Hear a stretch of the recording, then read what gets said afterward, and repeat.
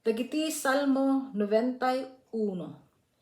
Ti agtaeng itinalmeng ayan ti kangatuan, agtali na idto iti masalinungan ti man nakabalin.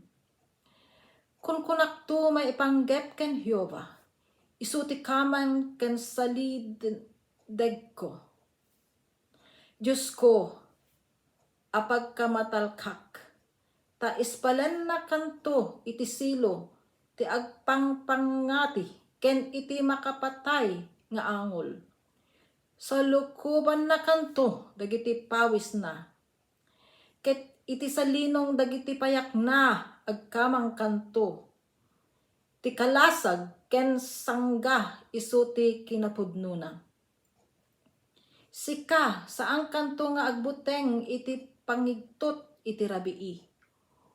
Uray pay iti pana asumyag iti aldaw. Gapu iti angol amagna iti kasipngetan. Uray pay iti pannakadadael amang rupsa iti tenga ti aldaw. Sangaribo ti mangtuangto ita sikigam, ket 10,000 dita makanawan mo. Ngem saan to nga umasideg ken ka. Dagiti laeng matam makitam to, ket maimatangam to, ti supapak ti nadangkes. Ta sika o Jehova, ti kamang ko, pinagbalin mo ti kangatuan apag naidam. Awan to ti anyaman adakes adumteng ken ka. Awan met ti anyaman adidigra a makaasideg to dita kalapaw mo. Ta, itden nanto dagiti angheles na nga agaywan ken ka. Tapno alwadan da ka kadagiti amin adaldalan mo. Tapayaan da kanto dagiti imada, tapno day tasakam saan amaitibkol iti bato.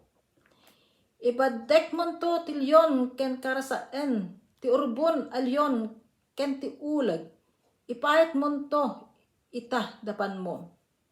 Gapo ta insaad na, ti ayat na kanyak, ngarod isu ilasat konto, ikabil konto iti ngato. Gapo ta inamuna ti nagang ko. Iso awagan nakto ket siak sungbatak to. Addaak to ken kuana, iti pagdukutan. Isu ispalek to ken idaydayaw konto.